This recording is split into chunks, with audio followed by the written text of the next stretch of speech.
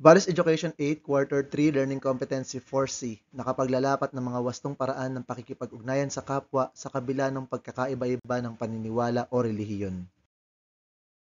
Bago tayo magsimula sa ating gawain ngayong araw, balikan muna natin ang 5 wastong paraan ng pakikipag-ugnayan sa kapwa sa kabila ng pagkakaiba-iba ng paniniwala o relihiyon. Una ay ang pagbibigay pitagan at paggalang. Ibig sabihin, ginagalang natin ang sinasabi at pinaniniwalaan ng iba kahit iba ito sa atin.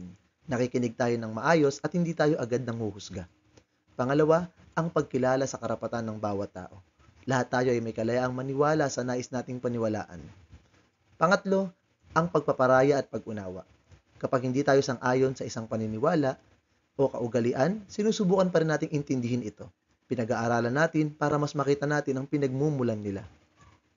Pang-apat, makitungo ng may kababaang loob. Ibig sabihin, hindi tayo nagmamadaling magsabi na tayo ang tama. Nakikipag-usap tayo bilang taong handang matuto. At panglima, katapatan sa sariling paniniwala. Nagbibigay galang tayo sa iba, pero hindi rin natin kinakalimutan o ikinakahiya ang ating sariling relihiyon. May respeto sa iba, may respeto rin sa sarili. Ngayong araw na ito ay magsasagawa kayo ng performance task. Hahatiin ang klase sa pangkat na may 7 kasapi. Bawat kasapi ng pangkat ay magbabahagi tungkol sa mga natatangi, kakaiba, o hindi pangkaraniwang paniniwala o gawain ng kani-kaniyang relihiyon. Ilang halimbawa ay ang pagtuturing ng mga Katoliko kay Maria at sa iba pang mga santo bilang tagapamagitan sa Diyos at tao. Ang hindi pagkain ng ilang seafood ng mga Adventist. Ang hindi pagdiriwang ng kaarawan ng mga saksi ni Jehovah. At ang hindi pagkain ng dinuguan ng mga iglesia ni Kristo. Pagkatapos ng pagbabahaginan, pipili ang grupo ng 1 o 2 natatanging paniniwala o gawain. Bubuo ng maikling roleplay tungkol dito, tungkol sa napiling paniniwala o gawain at ang tamang tugon ng taong hindi kabilang sa relihiyong iyon. Dapat makita sa roleplay ang paggalang, pag-unawa, pagpaparaya at ang wastong pakikitungo sa kapwa sa kabila ng pagkakaiba ng paniniwala.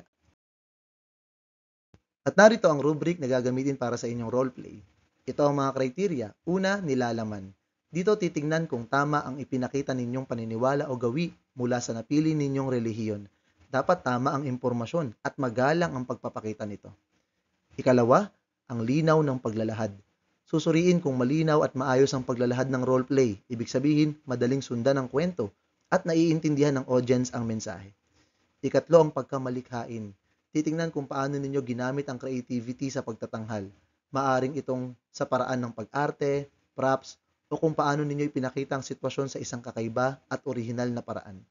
At ika-4, ang kooperasyon ng bawat miyembro ng grupo. Dito titingnan kung ang lahat ng miyembro ay nakibahagi. Dapat pantay-pantay ang partisipasyon at makikita ang magandang teamwork. Iyan ang 4 na kriteriya na pagbabasehan ng inyong score. Gagamitin ninyo ito bilang gabay para sa mas maayos na roleplay. Bawat kriteriya ay 5 puntos, kaya ang kabuang puntos ng roleplay ay 20 puntos. Para sa pagninilay, sagutin ninyo ang mga sumusunod na tanong. Ano ang natutuhan ko mula sa pakikinig sa iba't ibang paniniwala at gawain ng aking mga kaklase tungkol sa kanilang relihiyon? Aling bahagi ng kanilang mga ibinahagi ang pinaka nakapagpaisip o nakaantig sa akin at bakit? May pagkakataon ba sa buhay ko na hindi ko ginalang o nirespeto ang paniniwala ng iba? Sadya man o hindi? Ano ang natutuhan ko mula rito? Paano ko may papakita ang paggalang at pagpaparaya sa mga taong may paniniwalang iba sa akin sa totoong buhay?